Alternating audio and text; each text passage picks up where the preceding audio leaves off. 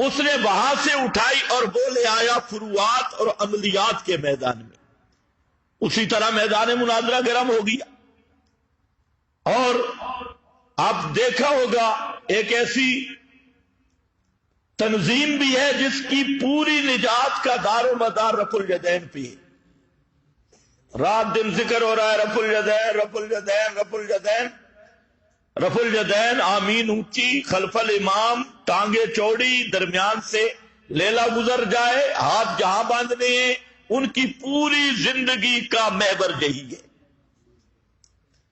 ایک وہ ہے کہ جو دین کی خدمت کر رہے ہیں ان کی پورا مذہب لیٹرین سے کنٹین تک ہے. کھانے کے آداب، کھانے پہ بیٹھنے کے آداب، نوالا کیسے توڑنا ہے، سالن کتنی مقدار میں آنی ہے، کیا کیا پکانا ہے، اور پھر کھا کے کیلولے کا وقت اور کیلولے سے لیٹرین تک دین پہ پورے کا پورا دین آ گیا. ایک وہ بھی ہے. لیکن میرا بھائی دین سمجھنا ضروری ہے. تو بہرحال میں اب یہ کر رہا تھا کہ عقائد کے معاملہ میں جب اختلاف آئے گا جہاں سے فرقہ پیدا ہوگا، اس کی بھی وجہ یہ ہے کہ جو عقائد کا معاملہ ہے اس کا ماخذ، اصل ماخذ وہ فقط کتاب اللہ ہے، قرآن مقدس. اور قرآن مقدس کی صورت میں وہ حجت تمام ہو چکی ہے، اتمام حجت ہو گیا، اور اب اس کے لیے کوئی گنجائش کی جگہ اور مقام بھی باقی نہیں. اس لیے اس مقام پہ ذرا خیال رکھنا. باقی جو چیزیں ہیں وہ اس سے نیچے نیچے ہیں. پانچویں بات میں نے عرض کی تھی کہ فرقہ واریت ختم کیسے ہوگی، اس کا حل کیا ہے. تو میں نے عرض کیا کہ جس اللہ نے فرقہ واریت کو ختم کرنے کا حکم دیا اسی اللہ نے اس کا علاج بھی بتایا، اور اس مضمون کو ہر جگہ پہ عام کرو، علاج بھی بتایا. اب ایک آدمی کھڑا اور وہ کہے فرقہ واریت غلط ہے، فرقہ امت میں تقسیم ہو گئی، امت میں فرقے ہو گئے، امت میں ٹکڑے ہو گئے. اتنی بات تو ٹھیک ہے، اور علاج جب بتانے لگے تو علاج خود تجویز کرے. فرقہ واریت پہ رد کرنا ہو تو قرآن سے پیش کرے. تو میرا خیال ہے یہ انصاف نہیں ہوگا. انصاف یہ ہے کہ اللہ نے فرقہ واریت کی لعنت کو ختم کرنے کا حکم دیا، اور اس کا علاج بھی اللہ نے خود ذکر کیا ہے.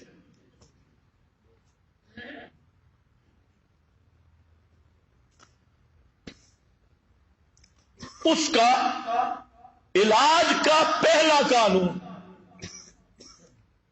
علمی لحاظ سے کہ فرقہ واریت ختم کب ہوگی، جب علمی محاذ پہ اتفاق ہوگا، علمی لحاظ سے اتفاق ہوگا. اس کے لیے اللہ رب العزت نے فرمایا وَاعْتَصِمُوا بِحَبْلِ اللَّهِ جَمِيعًا وَلَا تَفَرَّقُوا وَاعْتَصِمُوا بِحَبْلِ اللَّهِ، سب کے سب حبل اللہ کو تھامو، بحبل اللہ جمیعا، سب کے سب. یہ لفظ سمجھنا بڑا مشکل ہے. یہاں تک تو سمجھنا آسان ہے، اصل فام ادھر ہوتا ہے. حالی فام وہ ہے جو دل میں اترے. بہت ساری باتیں جو آدمی ادھر سمجھتا ہے ادھر نہیں آتی. سب کے سب حبل اللہ پہ آؤ. حبل اللہ کیا ہے؟ خود پیغمبر کریم نے فرمایا کتاب اللہ. کتاب اللہ پہ آؤ. اپنے اپنے بزرگوں اور فرقوں کے نصابوں کو چھوڑ دو. آسان ہے جو مشکل ہے؟ بہت مشکل ہے. اتنی مشکل دنیا میں کوئی چیز نہیں. تمہارے لیے آسان ہے. اتنا بڑا مشکل بھاری وزنی یہ بات ہے کہ اپنے باپوں کی کتابوں کو چھوڑو, اپنے بزرگوں کی کتابوں کو چھوڑو, اپنے اپنے نصاب ختم. اب نصاب ہوگا فقط کتاب اللہ کا, قرآن کا نصاب ہوگا. ہر فرقہ بنا تھا اپنے اپنے بزرگوں کی پوجا سے, تو قرآن نے پہلا علاج یہ بتایا کہ ان سب کتابڑیوں کو چھوڑو اور کتاب اللہ پہ آؤ. سب کے سب آؤ. جمیعاً واعتصموا سے بھی حال بنتا ہے. سب کے سب آؤ اور جمیعاً حبل اللہ پوری کی پوری تھامو. ٹکڑے ٹکڑے نہیں. ایک فریق بیٹھا ہے, وہ قرآن کا اسے پتہ ہی نہیں, وہ کیا جی آیات ختم نبوت کا فہم کورس ہے. باقی قرآن کا اسے پتہ ہی نہیں, اس کا کورس کرا رہا ہے. باقی قرآن کا پتہ ہی نہیں.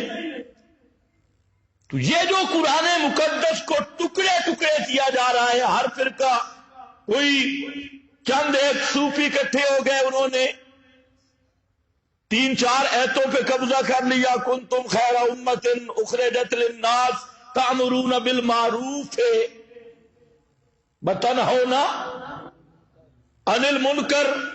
انہوں نے کہا دیکھو اخرجت بستروں کے سمیت نکالے گئے. اخرجت بمائے بستر.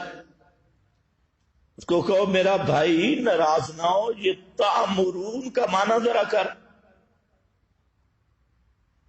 امر بالمعروف نہی عن المنکر. امر کس کو کہتی؟ منتیں کرنے کو. امر ہاتھ جوڑنے کو کہتی. کہ پیارے پیارے میٹھے بھائیو مسجد میں آ جائیں. ہمارے علاقے میں ایک آدمی نے اعلان کیا کہ سارے دوست بزرگ اکٹھے ہوں مسجد میں, اللہ رسول آئے بیٹھے ہیں معاذ اللہ, تو ان کی گفتگو سنیں. ایسے ایسے سکالر بھی موجود ہیں دین کی دعوت والے. تو امر بالمعروف منت امر نہیں. امر بالمعروف کا معنی ڈنڈے کے ساتھ حکم دینا, علی سبیل الاستعلاء. نہ یہ نہیں کہ جی یہ نہ کرو, نہ چھوڑو. یہ کیا منت ہے, اس کو نائی نہیں کہتے. یہ بھی علی سبیل الاستعلاء, وہ بھی علی سبیل الاستعلاء. اور یہ ڈنڈے کا زور جہاد کی قوت سے حاصل ہوتا ہے, لوٹے اور مسواک کی قوت سے نہیں, کھانے پینے کی قوت سے نہیں. یہ امر بالمعروف وہی کر سکتا ہے جس کے مشن کا حصہ جہاد ہو, اور جہاد سے اقامت دین اور اقامت توحید کے فرائض سے وہ آگے سبق دوش ہو چکا ہو. ورنہ یہ ساری منتیں, خیر سارے ساری سارے اور ساری, سارے تھامو ساری تھامو, بہترین فارمولہ اس پر میں نے پیش کیا. یہ تو میں نے خلاصہ ذکر کر دیا کہ مضمون ذہن میں رہ جائے. اس پر میں نے ذکر کیا کہ اب اسی میزان پہ لے آؤ مسائل کتاب اللہ پر. جہاں اختلاف آئے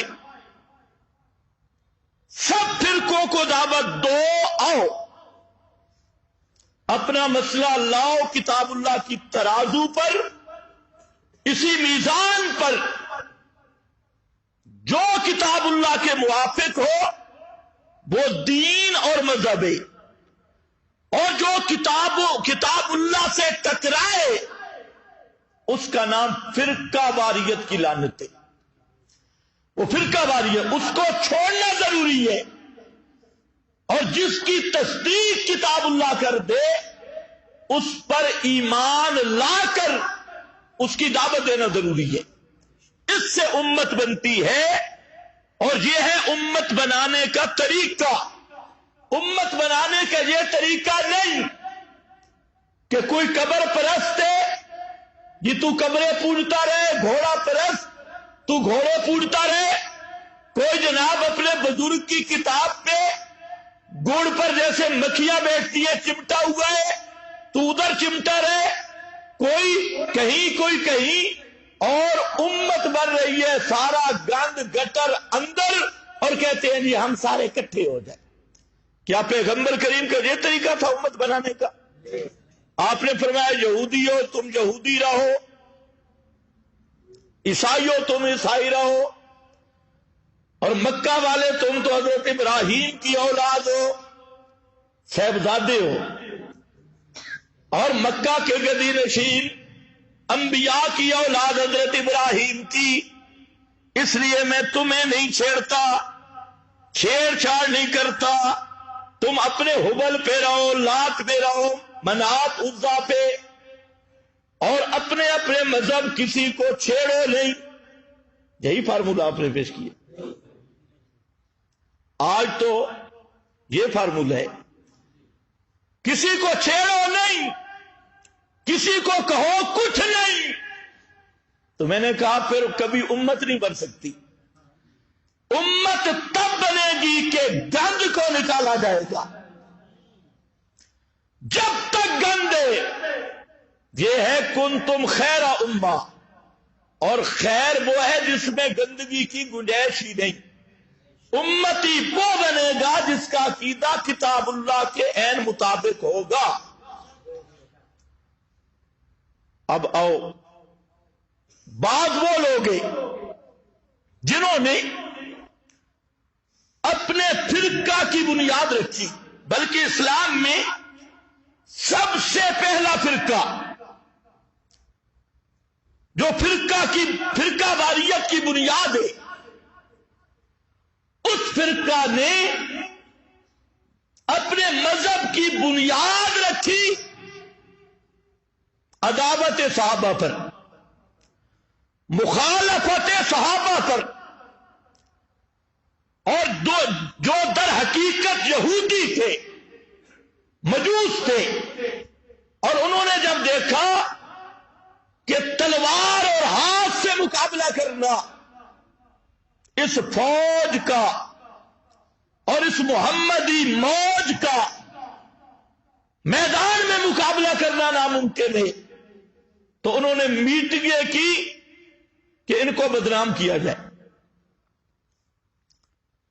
اور جب صحابہ بدنام ہوں گے،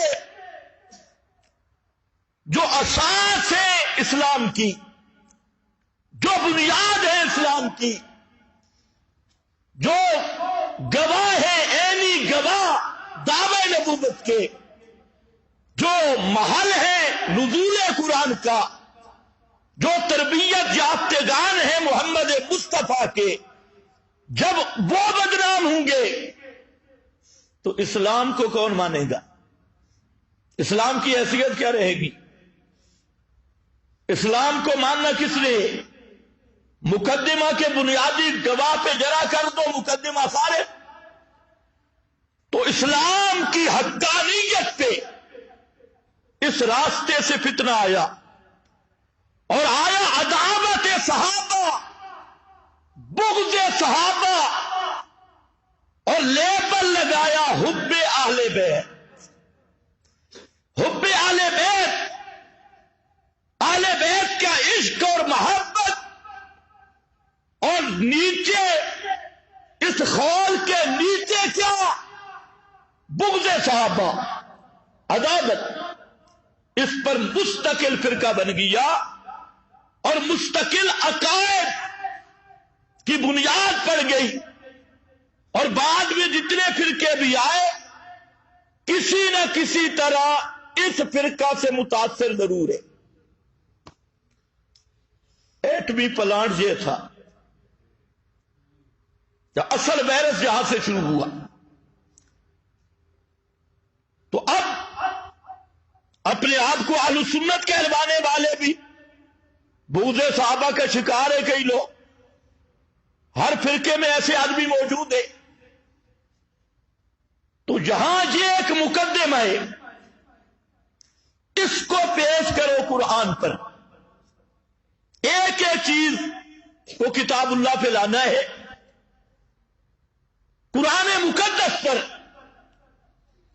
اگر آپ غور کریں گے تو دشمنان صحابہ نے جتنے اعتراضات کیے صحابہ پر، اس کا جواب قرآن کے اندر موجود ہے۔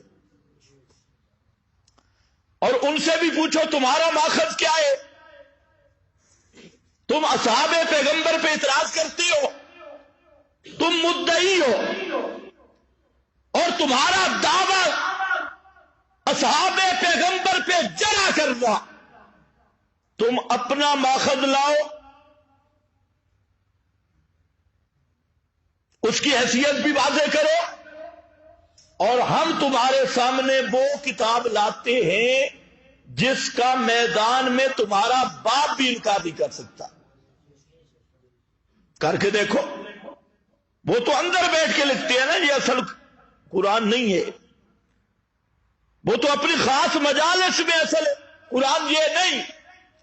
حرف و بدل و زید و نقصا، اس قرآن میں تعریف ہو گئی، بدل گیا، کمی زیادتی ہو گئی۔ یہ تو اپنے مذہب کے خاص مجالس کتب میں فصل الخطاب جیسی بدنام زمانہ کتاب، اس طرح کی کتابیں کمی، صافی، عیاشی، اس طرح کے گند میں اس کا اظہار کرتے ہیں، لیکن اپنی مجالس میں تو کہتے ہیں ہم اس قرآن کو مانتے ہیں۔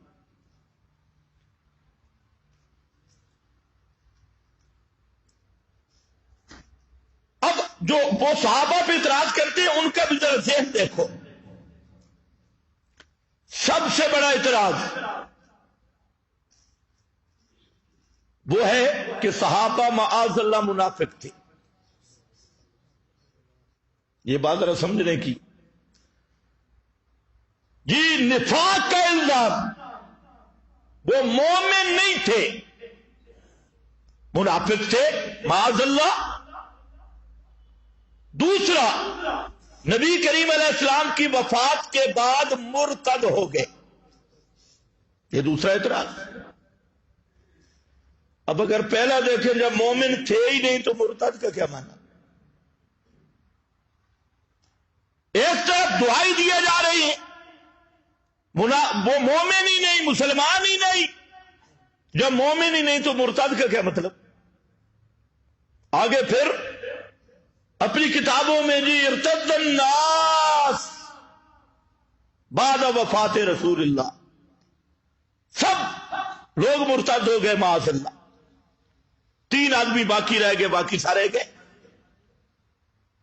پھر جب دیکھا نفاق کا دعویٰ بھی قرآن نہیں چلنے دیتا۔ اگر آپ قرآن پڑھیں، قرآن مقدس اصحاب رسول کے ایمان کو کس انداز میں ثابت کرتا ہے، ہر موڑ، ہر مقام جہاں پر بھی اصحاب محمد کا تذکرہ کیا، ان کے ایمان کو بیان کیا۔ ہجرت کا مقام ہے، ایمان کا بیان ہے۔ بدر کا مقام ہے، المومنین کے ساتھ ایمان کی سند ہے۔ احد کا تذکرہ، ایمان کی سند۔ حنین کا تذکرہ، ایمان کی سند۔ حتیٰ کہ وفات رسول کے بعد خلافت کا تذکرہ، تو الذین آمنوا منکم وعملوا الصالحات لا یعبدوننی ولا یشرکون بی شیئا. ایمان کا تذکرہ خلافت سے پہلے، ایمان کی سند خلافت کے دوران، ایمان اور توحید کی سند، حتیٰ کہ دنیا میں بھی ایمان کی سند، اور میدان قیامت میں یوم لا یخزی اللہ النبی والذین آمنوا معہ،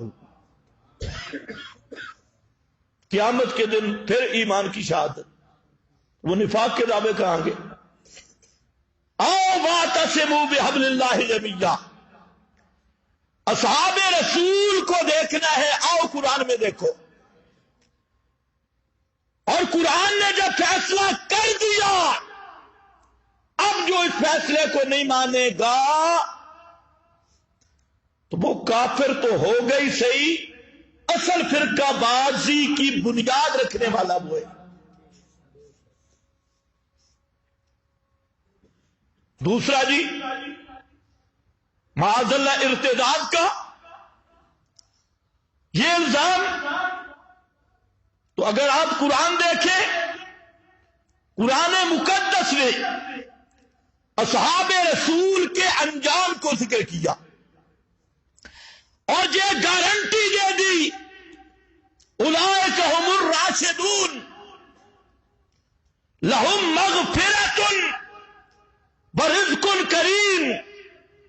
گارنٹی دے دی کہ اصحاب محمد آخرت کے اعتبار سے اولئک هم الراشدون، اولئک هم المفلحون، یہ کامیاب بھی ہے اور ہمیشہ ہمیشہ کے لیے ہدایت اور صراط مستقیم پر متسلب اور مضبوط بھی ہے، اور آخرت میں لہم مغفرۃ ورزق کریم، آخرت میں انہی کے لیے بخشش ہے، انہی کے لیے جنت ہے.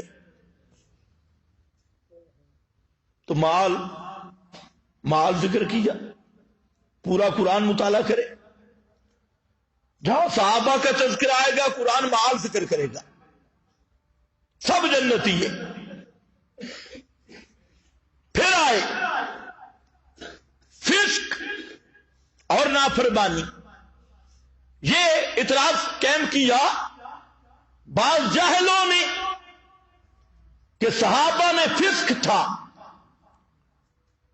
اور اللہ رسول کی نافرمانی تھی. یہ ایک الزام آیا تو ہم کہتے ہیں قرآن سے پوچھ لو. قرآن مقدس بیان کرتا ہے قالوا سمعنا واطعنا. جب بھی انہیں اللہ رسول کی دعوت پہنچی،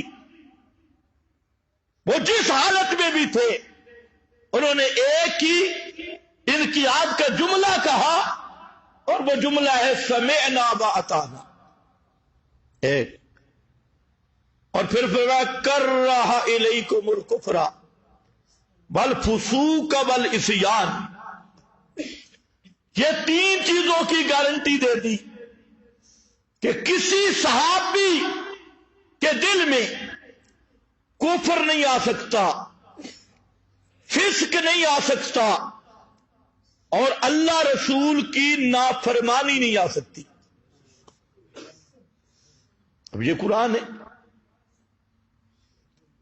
کرہ الیکم الکفر والفسوق والعصیان، الفاظ کا بھی فرق رکھا. اسی لیے ہم کہتے ہیں پیغمبر معصوم ہوتا ہے. معصوم وہ ہے جس کے قریب گناہ آ نہ سکے، اور صحابی محفوظ ہوتا ہے. محفوظ وہ ہے جس کے ذمہ گناہ رہ نہ سکے. جس کے ذمہ گناہ رہ نہ سکے، سب صحابہ محفوظ.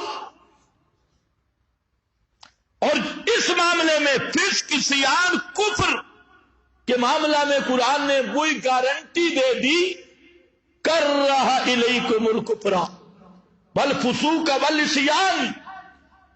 اور یہ بھی آپ کو بتاؤں، یہ جو آیت ہے یہ پیغمبر کریم کی دعا کا جواب ہے. احد میں نبی کریم علیہ السلام کا چہرہ زخمی، خون جاری، آپ کے دانت مبارک شہید ہو گئے، 70 صحابہ وہ شہید ہوئے، 70 زخمی ہیں. نبی کریم صلی اللہ علیہ وسلم نے ہاتھ بلند کیے اور اللہ سے دعا مانگی. دعا کرتے ہوئے اب دعا سننا، کہتے اللہم یا اللہ، اللہم. دعا پیغمبر کی کہاں سے شروع ہوئی؟ اللہم کے معنی طالب علموں کو تو پتہ ہے، جو دوسرے ہیں نا وہ بولے. اللہم کا کیا معنی؟ بولو یا اللہ. اللہم کا معنی یا اللہ. یہ اس لیے کہہ رہا ہوں کہ یہ مولویوں کو بھی نہیں آتا، یا آتا ہے تو جان بوجھ کے بے ایمانی کرتی. اللہم کا معنی یا اللہ، یا رسول اللہ،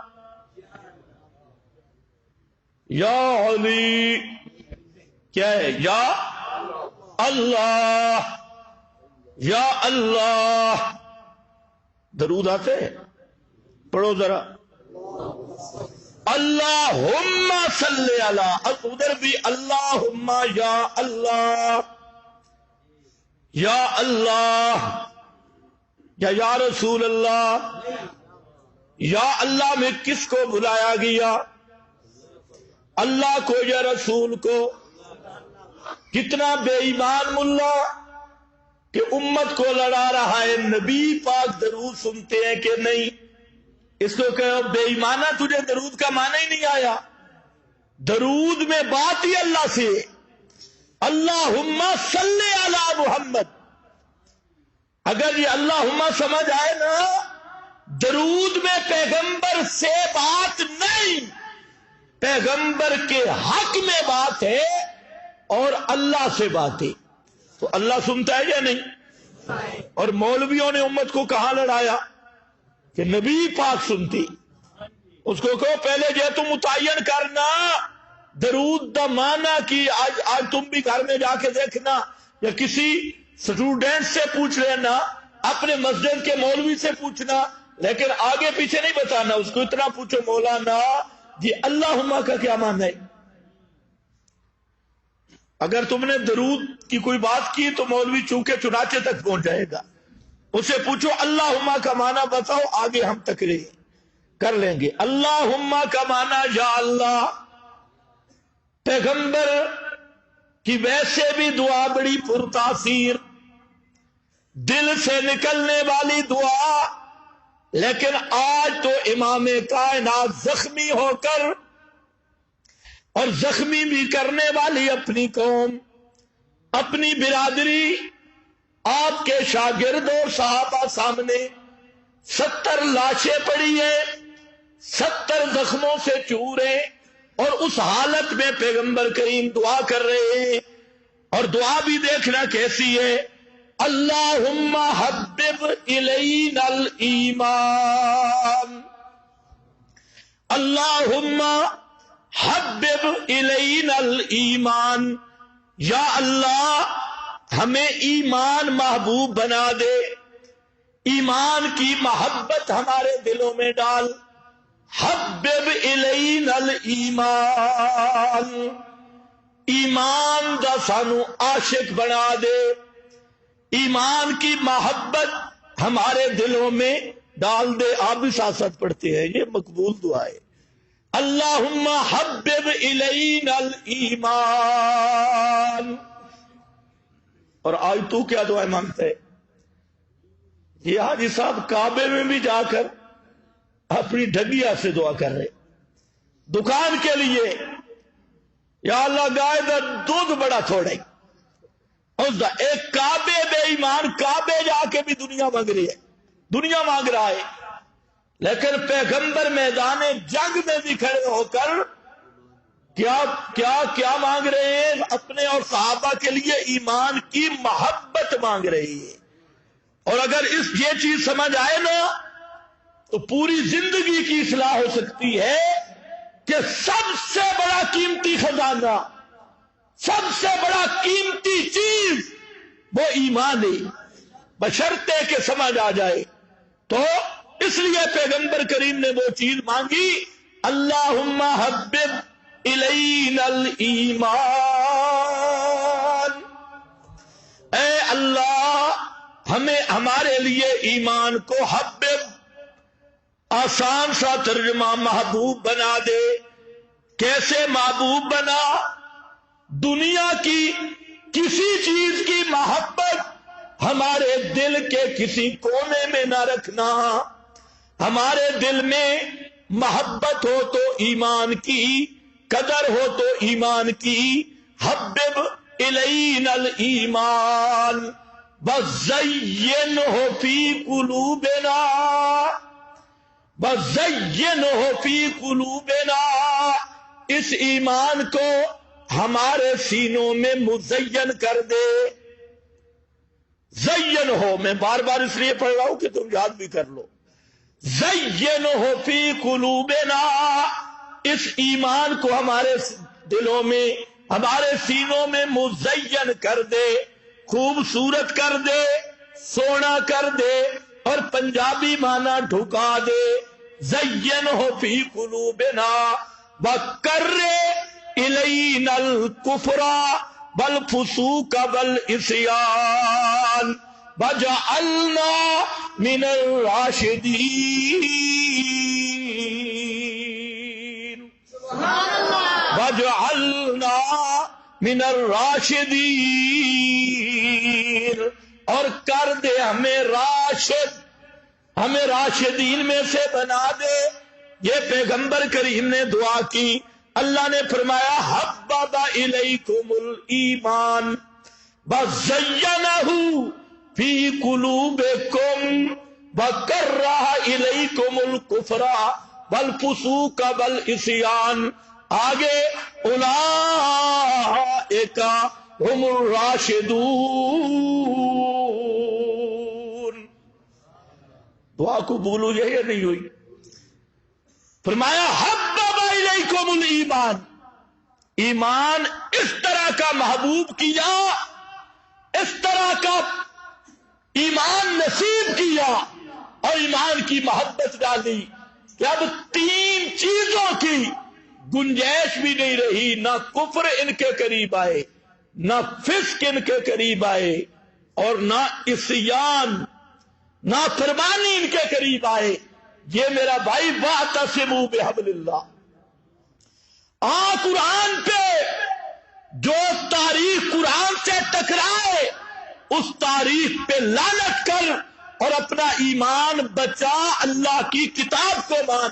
قرآن مقدس کس رنگ میں عظمت صحابہ کو بیان کر رہا ہے۔ اور ایک اور مقام آیا، قرآن کا ایک ایک جملہ اس کی گہرائی نصیب ہو جائے، عمق نصیب ہو جائے، ایک ایک کلمہ میں علم کے سمندر موجود ہے۔ ایک جملہ لایا، امتحان اللہ قلوبہم، امتحان اللہ قلوبہم، توجہ میری طرف، امتحان اللہ قلوبہم للتقوی۔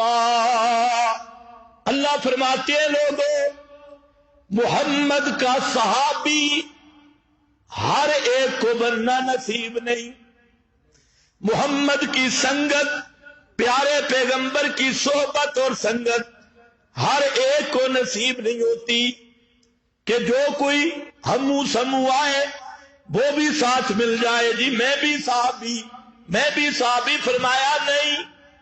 اس لیے محمد مصطفیٰ صلی اللہ علیہ وسلم کی سنگت میں لانے کے لیے ہم نے امتحان کرنا ہے۔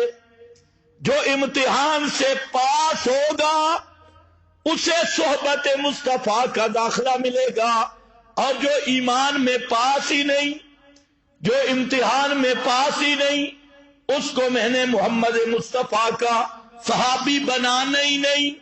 امتحان اللہ قلوبہم، یا اللہ امتحان کس چیز کا ہوگا؟ ابھی طالب علم بیچارے امتحان سے فارغ ہوئے، کہیں نفاق المدارس کے امتحان، کہیں وحدت المدارس کے امتحان، کہیں سکول اور کالج کے امتحان. اور بڑا امتحان کیا ہوتا ہے؟ قدوری شریف، ہدایہ شریف، مشکات شریف، سلم پاک، مختصر معانی شریف اور مرکات اور کتبی پاک، ان کے امتحان ہوتے ہیں. ان کا امتحان کس کا ہوا؟ امتحان اللہ قلوبہم.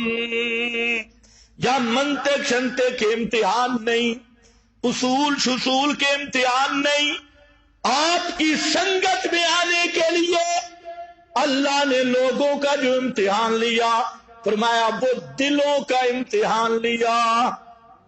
قلوبہم، دلوں کا امتحان لیا. اور دلوں کا امتحان کیا؟ للتقوی، للتقوی، دلوں کا امتحان کہ ان کے دل کس کس کے دل اللہ کی توحید کو قبول کرنے کے قابل ہیں. کیونکہ یہ نغمہ ہر ساز پہ گایا نہیں جاتا، ہر ایک کو توحید نہیں مل سکتی. اگر ہر ایک کو ملتی تو جہنم بنانے کی ضرورت ہی نہیں تھی.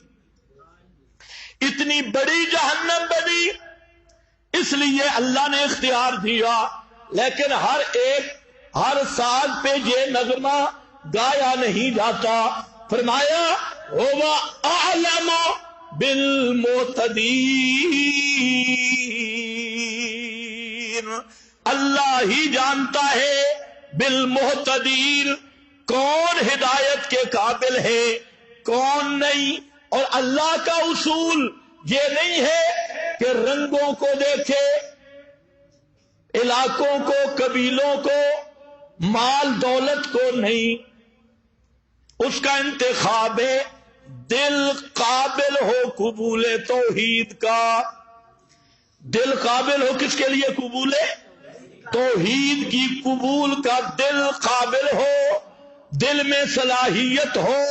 اور وہ اگر رنگوں کو دیکھتا تو بلال کو کبھی بھی توحید نصیب نہ ہوتی، اور اگر خاندانوں اور نسبوں کو دیکھتا تو حاجی ابو جال شاہ صاحب کبھی جہنم میں نہ جاتا. نسب بھی عالی، ابو لہب شاہ صاحب وہ بھی بزرگ تھے، اور آپ کے خاندان کا آدمی وہ بھی جہنم گیا. ابو طالب شاہ صاحب، تو نے تو جو شاہ بنائے، کوئی کھوتا شاہ، کوئی لسوڑی شاہ، کوئی دولا شاہ، واہ، دولو شاہ، نولو شاہ، تنور شاہ، تے ترپڑ شاہ، تے فلانا شاہ، تو تے شاہ دے ٹھٹیا ناس کر دیتا. لیکن ابو لہب اصلی شاہ ہے، بول کے اصلی شاہ. جس قوم کو تو سید بولتا ہے یہ سید ہے، تو ابو لہب میرے نبی کا چچا تھا، نورانی چہرہ.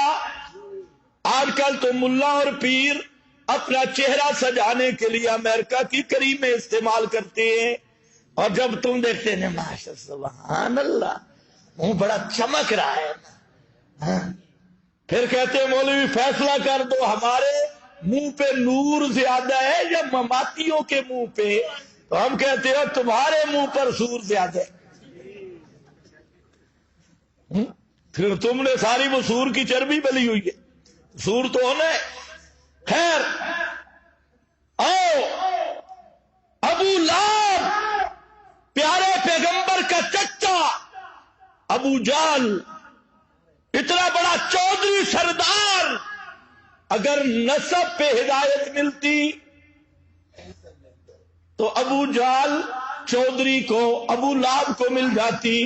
عتبہ شیبہ کو مل جاتی، نہ میرا بھائی، یا نسب بھی کام نہیں آئے، پیغمبر کی رشتہ داری بھی کام نہیں آئی، رشتے میں بھی قریبی، خاندان بھی اونچے، مال بڑے بڑے مالدار، مکہ کے بڑے بڑے تاجر سب رہ گئے، اور حضرت بلال مال بھی نہیں، غلام ہے، رنگ بھی نہیں، نسب اور نسل بھی حبشی ہے، وہ آیا اور وہ چلتا زمین پہ، اور اس کی دھمک کبھی اللہ عرش پہ پہنچا دیتا ہے۔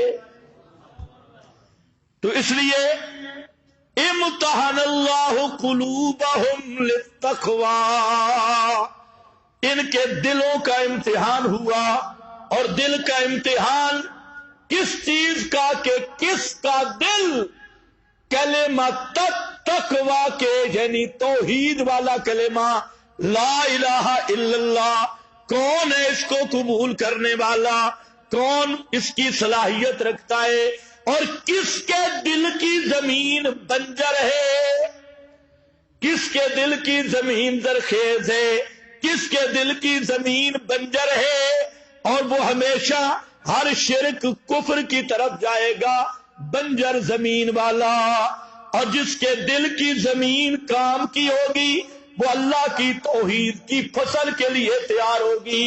تو اس لیے میرا بھائی ایک ہی شرط رکھی، اور وہ شرط کیا رکھی؟ یا اللہ تو ہدایت دیتا کس کو ہے؟ پہلے تو فرمایا ہر ایک کو نہیں ملتی، یجتبی الیہ من یشاء ویہدی الیہ من ینیب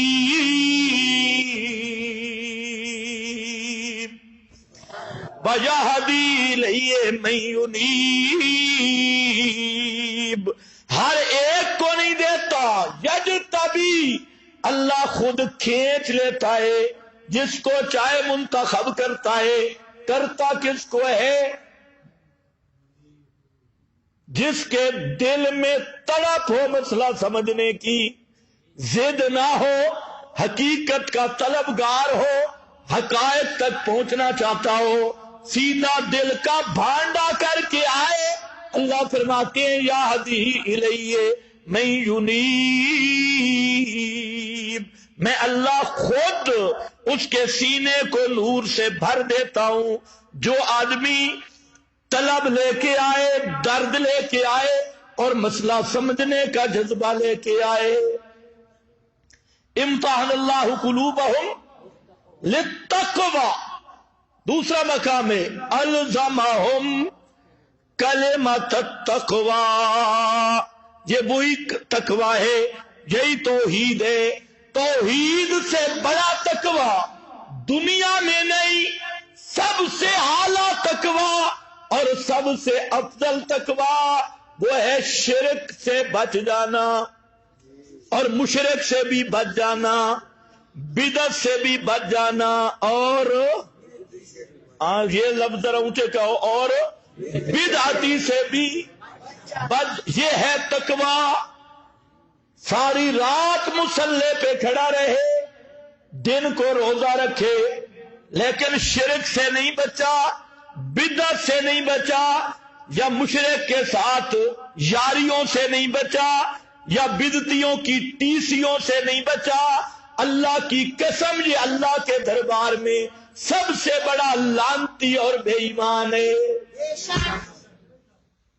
نمازیں اس کے منہ پہ مار دی جائیں گی، روزے اس کے منہ پہ مار دیے جائیں گے۔ آپ ایک مسئلہ بتائیں، ایک آدمی ہے بڑا ہی نیک، آپ دیکھتے ہیں کہ اس کے جیب میں مسواک ہے، یا کان کے اوپر، اور شلوار اس کی بالکل گھٹنوں کے قریب ہے، اور جب بھی آپ دیکھیں تو اس کا ذکر، اذکار، نوافل، تہجد، اور مونچھیں بھی ماشاءاللہ بالکل سلب شدہ ہیں، اور ہے بھی بڑا نیک بزرگ ہے، موٹی گردن ہے، اور بہت نیک آدمی ہے، لیکن اسے اپنی عزت پر غیرت نہیں آتی۔ تو ایسے آدمی کی معاشرے میں کوئی عزت ہوگی؟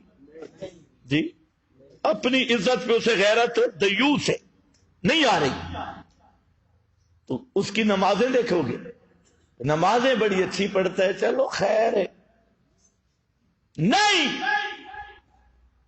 نماز روزہ حج زکات بعد میں ہے، پہلے اپنی عزت پر غیرت ہے۔ اگر اپنی عزت پہ غیرت نہیں تو جتنا بڑا حاجی ہے بے غیرت ہے۔ اور اللہ کے رسول نے فرمایا دیوس جنت میں نہیں جائے گا۔ دیوس وہی ہوتا ہے جسے اپنی عزت پہ غیرت نہ آئے، اپنی بیوی بہن بیٹی کے ساتھ کسی نامحرم کو دیکھے اور اس کو سلوٹ کرے، جی خیر سے آئے ہو نا جی، چلو تم گپ شپ لگاؤ میں آ رہا ہوں۔ اس کو کیا بولتی ہے شریعت؟ دیوس۔ اس کی سارے ظاہری اعمال کام اس عمل کی وجہ سے برباد ہو جاتے ہیں تمہاری نظروں میں بھی۔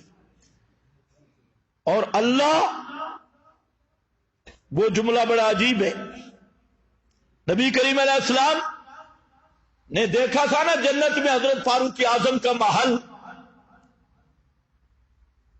ایک تو مصیبت ہے جب تقریر شروع ہوتی ہے ٹائم ختم ہو جاتا ہے۔ محل دیکھا تھا تو واپس میں بتایا کہ عمر میں نے تیرا محل دیکھا ہے، میرا دل بھی کرتا رہا کہ میں اندر جاؤں، لیکن ذکر تو غیرت کا، مجھے آپ کی غیرت کا دھیان آ گیا۔ حضرت عمر رو پڑے، رسول اللہ آپ سے غیرت؟ فرمایا ہاں، اور دوسری روایت میں یہ بھی آ گیا۔ تو یہاں اس حدیث سے کیا پتہ چلتا کہ نبی کریم علیہ السلام کو بھی سب سے زیادہ پسند چیز غیرت ہے۔ اور دوسری میں فرمایا اے لوگوں تم سب سے غیرت والا میں ہوں، اور اللہ اغیر منی، اور اللہ مجھ سے بھی زیادہ غیرت والا ہے۔ اغیر منی، مجھ سے بھی زیادہ غیرت والا۔ اس لیے حضرت شیخ القرآن رحمت اللہ علیہ جہاں ایک بات کرتے، فرماتے ایک عورت بڑی نیک، خامند کی خدمت گزار، ساری رات خامند کی خدمت کرتی ہے، دن کپڑے چھپڑے سالن روٹی چاپی سب کچھ کرتی ہے، لیکن مہینے میں اس کا کوئی دوسرا بھی فرینڈ ہے اور مہینے میں ایک دفعہ اس سے بھی ملاقات کر لیتی ہے۔ اب ایمان سے بتاؤ وہ خامند اس کی خدمات دیکھے گا یا اس کرتوت کو دیکھے گا؟ غیرت والا خامند اس زنانی کو رکھے گا؟ نہیں، وہ دیکھے گا کپڑے بڑے اچھے دھوتی ہے، استری کی بڑی ماہر ہے، خیر ہے، اگر مہینے میں گھنٹہ ڈیڑھ نہیں ادھر ہوتی تا کیڑی گل ہے بڑی سگڑ اور ہے بڑا کام کرنے والی، کوئی غیرت والا خامند اس کو برداشت کر لے گا؟ سوچو، نہیں کرے گا۔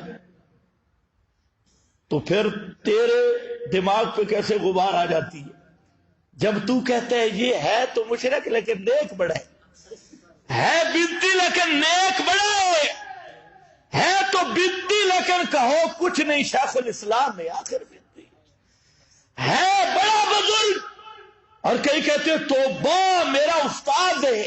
میں کہا بے ایمانہ تو نے ایسے بدتی کو استاد بنایا کیوں؟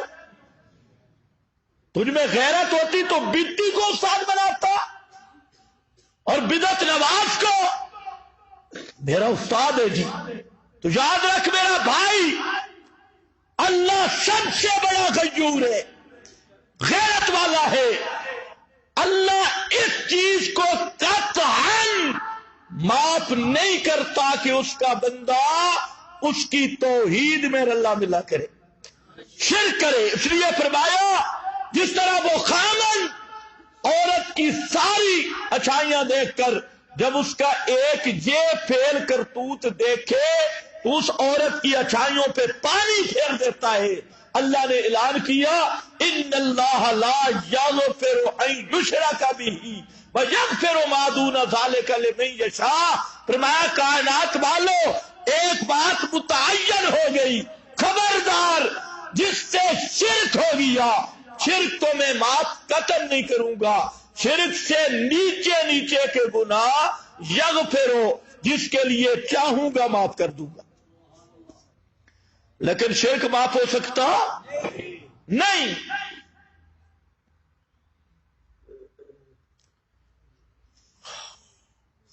اور شرک، چلو آؤ اپنے مضمون پہ یہ بھی آئے گا، اس کو بھی پیش کریں گے کتاب اللہ پر. شرک ہے کیا؟ تو عظمت صحابہ کا معاملہ میں عرض کر رہا تھا کہ قرآن مقدس میں صحابہ کو دے. یہاں پر آج کی اس دنیا میں دجل اور بربریت کا دور ہے، اور سکول و کالج بھی تاریخ کو مسخ کر کے اصحاب محمد صلی اللہ علیہ وسلم سے بیزار کیا جا رہا ہے. اور جب وہ تاریخ کی تاریکیاں دیکھتا ہے تو یہاں سے پاؤں پھسلتے ہیں، پھر مرزا جہنوی جیسے آدمی پیدا ہوتی ہیں، پھر مودودی جیسے آدمی پیدا ہوتی ہیں، پھر ماسٹر اکاڑوی جیسے شیاطین جنم لیتی ہیں، جو صحابہ کرام پہ رافضیوں کی طرح حملہ آور ہوتی ہے. تو میں نے صرف آپ کو ایک میزان کا طریق بتانا تھا. صحابہ کا ایمان قرآن نے بیان کیا، صحابہ کے آخرت اور جنتی ہونا قرآن نے بیان کیا، صحابہ کا عادل اور ان کی ثقافت قرآن مقدس نے بیان کی. جب قرآن کا میزان لگا تو سب کے سب صحابہ عادل بھی، سب کے سب صحابہ جنتی بھی، سب کے سب صحابہ ان پہ اللہ راضی بھی، سب کے سب صحابہ کفر فسق عصیان سے پاک بھی اور ان سے محفوظ بھی. اسی پر میں نے عرض کیا امتحن اللہ قلوبہم ایک خطابی بات میں نے کر دی. وہ بات خطابی ہے، جس انداز میں چل رہا تھا تحقیقی نہیں. وہ بعض خطاباتی باتیں ہوتی ہیں، تو میں نے کہا کہ اللہ نہیں، بات تو وہ ٹھیک ہے، استدلال خطابی. اللہ نے ہر ایک کو پیغمبر کا یار نہیں بننے دیا، اس یاری کے لیے پہلے امتحان لیا. امتحان اللہ قلوبہم للتقوی، اور جو اس معیار پہ اترا جس کو اللہ چاہتا تھا، جو اس معیار پہ اترا جو اللہ کو پسند تھا، اس کو میرے نبی کا صحابی بنا دیا. یہ نکتہ یہ جاہل کیا سمجھے کہ ہر آدمی ہمو سمو جدھر سے کوئی آیا نہیں. اصحاب محمد مصطفیٰ یہ یار محمد کے ہیں، انتخاب اللہ رب العزت کا ہے، ان کو اللہ نے چنا ہے. تم تو اپنے ایم پی اے چنتے ہو، ایم این اے، پھر روتے ہو، وہ تمہارا انتخاب ہے. اور جہاں پر اصحاب محمد کو جہاں یہ امتحان اللہ قلوبہم للتقوی بھی آ گیا، اور استفینا من عبادنا، استفینا من عبادنا، اس سے بھی استدلال تام کہ محمد مصطفیٰ کے صحابہ آئے نہیں، یہ اللہ کی منتخب اور مصطفیٰ جماعت ہے، ان کو اللہ نے چن چن کے لایا ہے. اور اس لیے چن چن کر اتنا رب العالمین جو عالم الغیب ہے وہ سب کچھ جاننے کے باوجود پہلے ہی اعلان کر دیتا ہے لقد رضی اللہ عن المؤمنین،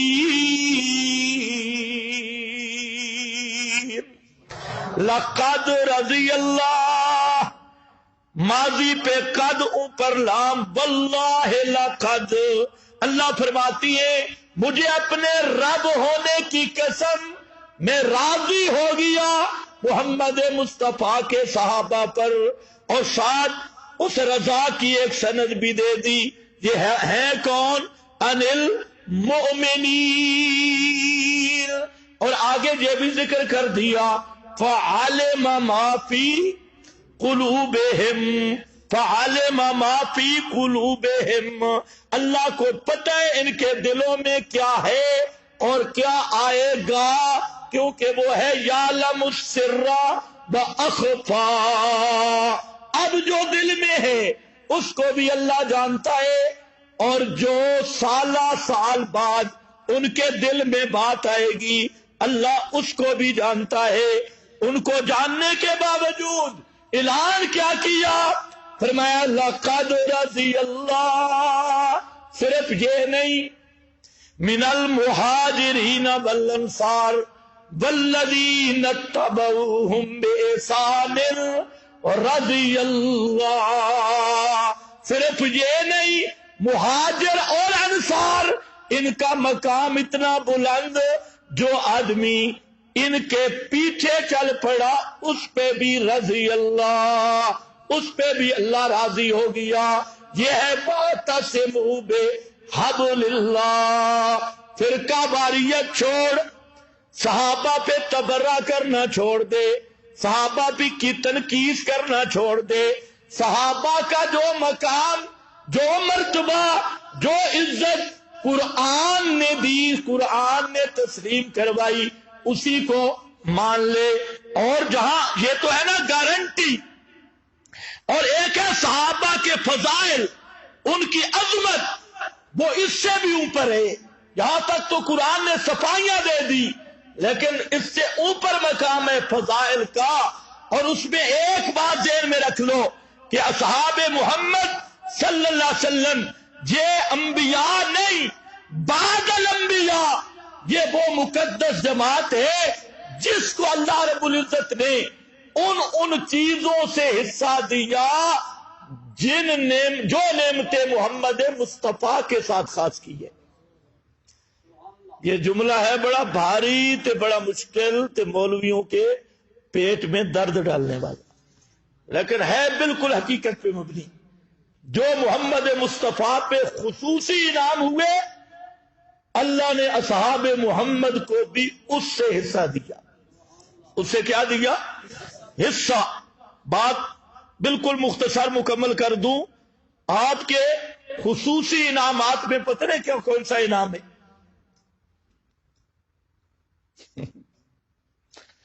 خصوصی انعامات میں سے سورہ احزاب فَإِنَّ اللَّهَ وَمَلَائِكَتَهُ يُصَلُّونَ عَلَى النَّبِيِّ يَا أَيُّهَا الَّذِينَ آمَنُوا صَلُّوا عَلَيْهِ وَسَلِّمُوا تَسْلِيمًا. توحید کا انقیاد، اس کا نام اسلام ہے، اور محمد مصطفیٰ کی اتباع، اس کا نام تسلیم ہے. کیا سمجھے ہو؟ اسلام کس چیز کا نام ہے؟ توحید کو قبول کرنا، انقیاد توحید، اس کا نام اسلام، اور محمد مصطفیٰ کی خالص اتباع، اس کا نام تسلیم ہے. اب ہر بات میں بات ہے، اور چاہے کہا وہ فلا وربک لا یؤمنون حتی یحکموک فیما شجر بینہم، آگے وَيُسَلِّمُوا تَسْلِيمًا. اور ادھر کیا؟ من اسلم وجہہ للہ. طالب علم ہو وہ تو سوچتے رہو، مطالعہ کرتے رہو، باقیوں کو انشاءاللہ ہم پہ اعتماد ہے. آگے چلو.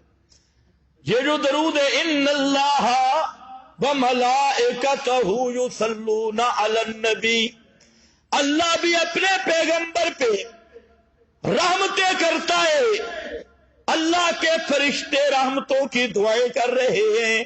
اور یا ایھا الذین آمنو، اے ایمان والو، مشرکو تسی نہیں، درود کا معاملہ ہے تو مشرک نہیں. کون؟ یا ایھا آمنو، وہ لوگوں جو مسئلہ توحید کو مان چکے ہو. آمنو مسئلہ ماننے والے جو توحید کے دعوت محمدی کو مان چکے ہو، تمہارا حق ہے تم میرے نبی پہ صلو علیہ درود تم پڑھو. کیونکہ مشرک جتنا درود پڑھے اتنا زیادہ مشرک پہ لعنت آتی ہے. اولئک الذین حبطت اعمالهم فلا نقیم لهم یوم القیامت وزنا. مشرک کے سارے عمل برباد، اس لیے کسی مشرک کو درود پڑھنے کا حق نہیں. درود پڑھے گا کون؟ یا ایھا الذین. اس لیے جب نماز میں درود رکھا نا، ترتیب دیکھ لو. درود سے پہلے پھر اقرار ہے، نیا تجدید عہد شروع ہوا تھا.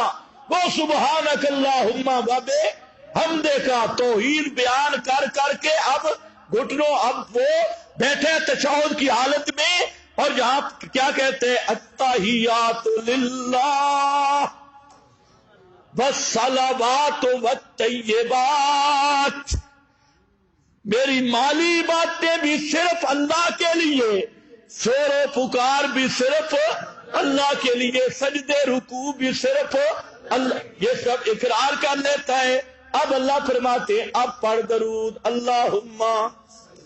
ہاں، یہ درود ہے ہی موحدین کا تحفہ. اس لیے درود کا جو معنی سمجھ گیا نا، یا وہ یہ درود چھوڑ دے گا یا شرک چھوڑ دے گا.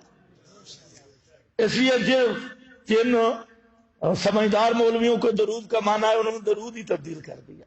انہیں اللہم صلی علیہ چھوڑ کے الصلاۃ والسلام علیک یا رسول اللہ، الصلاۃ والسلام علیک یا حبیب اللہ. کہتے پوچھو تو صحیح یہ آیا کہاں سے؟ ایک مولوی سے ہماری بات ہوئی تھی، میں نے کہا اس کی کوئی دلیل بھی ہے؟ ہم جو درود پڑھتے ہیں میں قرآن سے اس کا ماخذ دکھاؤں گا، بخاری سے لفظ دکھاؤں گا، مسلم سے دکھاؤں گا اللہم صلی علی محمد، اور جو تو پڑھ رہا ہے یہ کہاں سے آیا؟ اس نے کہا سیرت حلبی میں لکھا ہے کہ جنگل میں جن پڑھ رہے تھے. واہ واہ تیری سند. جنگل میں کیا پڑھ رہے تھے؟ جنات. جن دے بچیا. اور میں نے کہا جو میں درود بتا رہا ہوں یہ عالم بیداری میں امام الانبیاء نے صحابہ کو سکھلایا ہے. اب جو درود امام کائنات سکھلائیں وہ افضل ہے جو جن پڑے کہیں جنگل میں، اور وہ بھی حلبیہ میں لکھا ہے. اور پھر شروع ہو جائیں گے فلانے مولوی لکھا، فلانے لکھا، فلانے لکھا، فلانے. اس کو کہو فلانے فلانے چھوڑ، ہم نے کلمے میں نام پڑھا ہے محمد الرسول اللہ. اس لیے فلانے فلانے ہم ماننے والے نہیں، ہم مانتے ہیں کتاب اللہ کو اور ہم مانتے ہیں رسول اللہ کو. یہ تیرے بابے صاحبوں کو نہیں مانتے. فلانے بابا لگ گیا، میرا شیخ لگ گیا، میرا فلانا لگ گیا، بزرگ لگ گیا، میں آتے اچار پا، ساریاں کتاباں کٹھیاں کر کے اچار پا. حسبنا کتاب اللہ. کتاب اللہ کی جب شان ہے کہ کہتے ہیں یہ حدیث کے منکر ہے، شیطان بڑا بے ایمان ہے. ادھر قرآن کی عظمت بیان کرو فوراً کہیں گے یہ حدیث نہیں مانتے. اور خدا کے بندے حدیث کو منوانے والا بھی قرآن ہے. حدیث کو منوانے والا بھی کیا ہے؟ قرآن ہے. پیغمبر کا بیان یہ قرآن مقدس کی تفسیر ہے، اس کا بیان ہے. اس لیے شیطان دھوکہ دیتا ہے. جب بھی عظمت قرآن بیان کرو کان میں الکا لیتے تھے نا حدیث کا منکر ہے. یہ قرآن کرتا ہے نا، یہ بچو بچو حدیثہ نہیں منتا. بے شک آنکھیں پیا مندا، لیکن عقیدہ کوئی نہیں مننے والا ہے بے ایمانہ. یہ بچو بچو اندر اندر سے تجھے کس نے ٹھیکہ دیا ہے؟ اندر اندر تو وہ اندر کا ذمہ دار ہے جو اندر کو جانتے ہیں. خیر آؤ، کیا عرض کر رہا تھا؟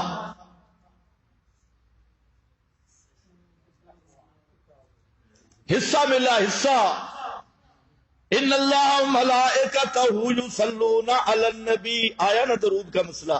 اب یہی صورت دیکھو، هو الذی یصلی علیکم وملائکتہ،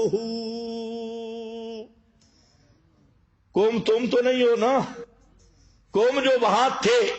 هو الذی یصلی علیکم وملائکتہ، او میرے نبی کے صحابہ، اللہ تم پہ درود بھیجتا ہے اور اللہ کے فرشتے بھی تم پہ درود بھیجتے ہیں. لِيُخْرِجَكُم مِّنَ الظُّلُمَاتِ إِلَى النُّورِ، تاکہ یہ جو بڑے بڑے موٹے تازے مشرک دیکھتے ہو اور پلے ہوئے کوٹھیوں والے بہت بڑے بڑے مشرک، اور تمہارے ذہن میں بھی آتا ہے، مشرک بھی کہتے ہیں اگر ہم غلط ہوتے تو اتنا مال ملتا، اتنے موٹے موٹے مولوی اور پیر ہمارے ہوتے فلاں. یہ ہوتی ہے ظلمات، یہ مساوس. جب وہ آنے لگتے ہیں تو اللہ یخرجہم من الظلمات الی النور، اندھیروں سے روشنی کی طرف لے آتا ہے. ایک تو الحمدللہ بہت زبردست کام ہوا جو ہم کہہ رہے تھے وہی ہوا کہ روس یوکرین پہ جا گرا. الحمدللہ، سب کہو سب کہو الحمدللہ. اب مزہ ہے، اور ہم کہتے ہیں اللہ کہہ رہے تھوڑا سا اور بھی آگے ہو. اب وہ دنیا کا سب سے بڑا دہشت گرد اور سب سے بڑا بے غیرت امریکہ. اب دیکھیں عراق کویت کا مسئلہ تھا تو چند دنوں میں وہاں فوجیں پہنچ گئی، اور آج جس یوکرین کو اس نے اپنے ہاتھوں میں پالا، نامہ 10واں دن ہو گیا اور یار اور ادھر استنجا ٹوٹ گئی ہے. ابھی ہم فوجیں نہیں بھیجیں گے. یہ ہوتی ہے نا اصل. اب آپ اندازہ کر لیں کہ کافر کی ذہنیت کیا ہے. ہم یہی مسئلہ آپ کو سمجھاتے ہیں کہ ہر کافر کو اپنے مذہب کا احساس ہے. افسوس یہ ہے کہ مسلمان کو اپنے مذہب کی غیرت ختم ہو گئی ہے. اب دیکھیں پورا مغربی میڈیا رو رہا ہے کہ جی اب انسان قتل ہو رہے ہیں. افغانستان میں کیا تھا، عراق میں کیا تھا، 50 لاکھ کے قریب مسلمانوں کا خون بہا، تو ان بدماشوں کو کوئی چیز یاد نہیں رہی.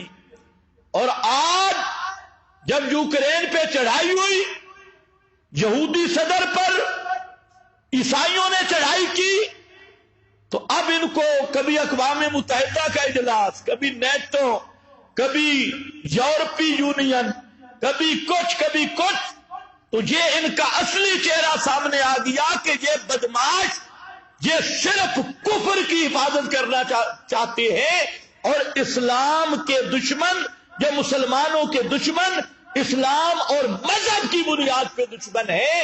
اور آج یہ ان کی چیز کھل کے سامنے آ چکی ہے. ہمارے حکمرانوں کو بھی مطالعہ کرنا چاہیے. تو اب اپنا میڈیا بھی دیکھو، یہودی میڈیا.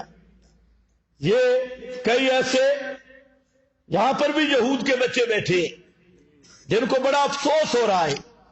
اور جب افغانستان میں بمباری ہوئی، عراق میں ہوئی، شام میں، تو یہ میڈیا امریکہ کی تعریفیں کرنے والا تھا.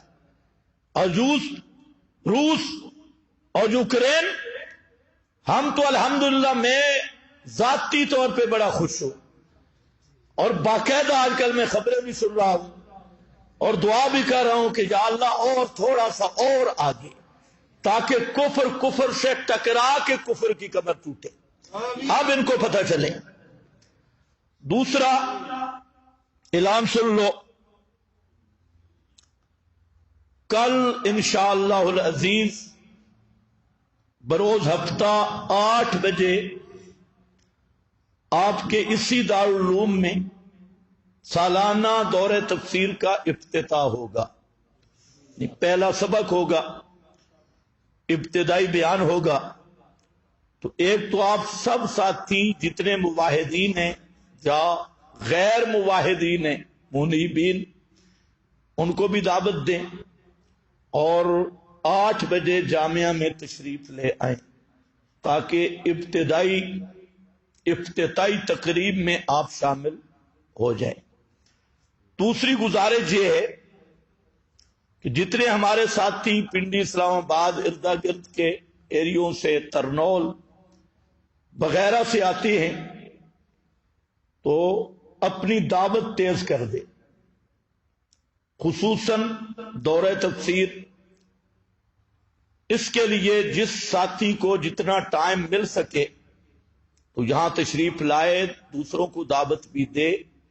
یہ صرف قرآن مولویوں کی کتاب نہیں ہے، یہ آپ کو کسی نے غلط پراپاگنڈا کا شکار کیا ہے کہ لوگ سمجھتے ہیں قرآن مولویوں کی کتاب ہے، مولویوں کی نہیں ہے، یہ ھدی للناس ہے، سب لوگوں کے لیے۔ تو انشاءاللہ العزیز کل 8 بجے سے جہاں افتتاح ہوگا، ابتدائی سبق ہوگا، آپ سب حضرات کل تو کوشش کریں تشریف لانے کی، اور اس کے علاوہ آپ کے عزیز قریبی رشتہ دار، آپ خود کم از کم ہر گھر سے ایک آدمی کو دورہ تفسیر میں ضرور شریک ہونا چاہیے۔ اب یہ دور دراز سے طلباء آ رہے ہیں اور ہم چاہتے ہیں پنڈی، اسلام آباد، بڑھانا اور اس کے مضافات کے جو ہمارے ساتھی ہیں وہ بھی اس نعمت سے محروم نہ رہے، اور کم از کم کتاب اللہ کی ہدایت تو صبح 8 سے 12 ساڑھے 12 بجے تک کا ٹائم بھی ہوگا، زور کے بعد بھی تحقیقی مسائل پر گفتگو ہوگی، اور شاید مغرب کے بعد بھی کام ابھی سے شروع ہو جائے۔ بہرحال یہ ابھی مشورہ نہیں ہوا، تو 2 ٹائم پکے ہیں اور تیسرا بھی ممکن ہے مغرب کے بعد والا، تاکہ جو ساتھی صبح کام میں ہیں وہ شام کو شریک ہو جائے۔ تو بہرحال اس کے لیے سب ساتھیوں نے کوشش کرنی ہے۔ بآخر دعوانا